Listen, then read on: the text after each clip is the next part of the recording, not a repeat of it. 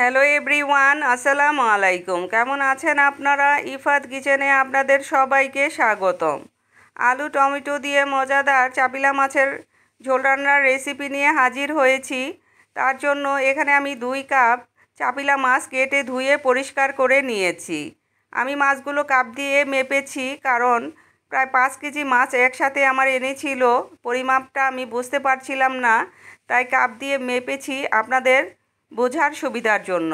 আর নিয়েছি 2 কাপ পেঁয়াজ কুচি, 2 কাপ আলু কুচি, আর 10টা কাঁচামরিচ মাঝখান থেকে চিড়ে নিয়েছি। বড় সাইজের 2টা টমেটো ফালি করে কেটে নিয়েছি। 1/4 কাপ ধনিয়া পাতা কুচি নিয়েছি। রান্না কিন্তু আমার শুরু হয়ে গেছে। চুলায় প্যান বসিয়ে রান্নার রেগুলার তেল দিয়েছি 1/3 কাপ। তেলটা গরম হয়ে আসলে পেঁয়াজ কুচিটা দিয়ে হালকা করে ভেজে নিয়েছি। এখন আলু কুচিটাও আমি দিয়ে হালকা করে একটু ভেজে নেব। বেশি ভাজতে যাবেন না, তাহলে কিন্তু আলুগুলো বেশি নরম হয়ে যাবে। আমার রেসিপিটা যদি আপনাদের একটু হলেও ভালো লাগে, প্লিজ আমার চ্যানেলটাকে সাবস্ক্রাইব করবেন, লাইক কমেন্ট শেয়ার করে আমার পাশে থাকবেন।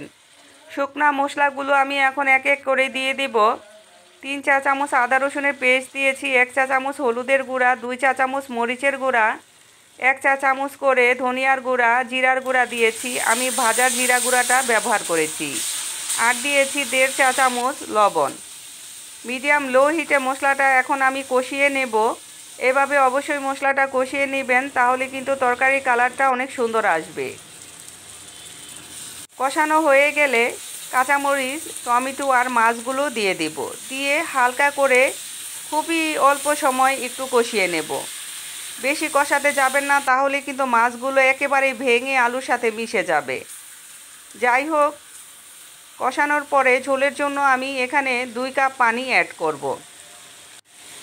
এই তরকারিটা গরম ভাতের সাথে বন্ধুরা অসাধারণ লাগে খেতে। অবশ্যই একদিন ট্রাই করবেন। আশা করি আপনাদের অনেক অনেক অনেক বেশি ভালো লাগবে। ঝোলটা দেওয়ার পরে হালকা হাতে একটু নেড়ে চেড়ে নেব।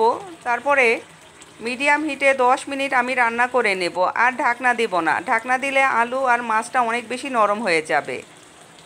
এখন ফ্রেশ দেখে ধনিয়া পাতা উপর থেকে ছড়িয়ে দিয়েছি। ঢাকনা দিয়ে ঢেকে 2-3 মিনিট রান্না করে নেব। গ্যাসের চুলাটা আমি অফ করে দিয়েছি। 2-3 মিনিট পরে আমি আপনাদের ঢাকনা তুলে দেখাচ্ছি। দেখেন মাশাআল্লাহ কতটা লোভনীয় হয়েছে, আর খেতে তো হয়েছে অসাধারণ। যাই হোক, ভালো থাকবেন, সুস্থ থাকবেন, আমার জন্য দোয়া করবেন। দেখা হবে নতুন কোনো রেসিপিতে। আল্লাহ হাফেজ।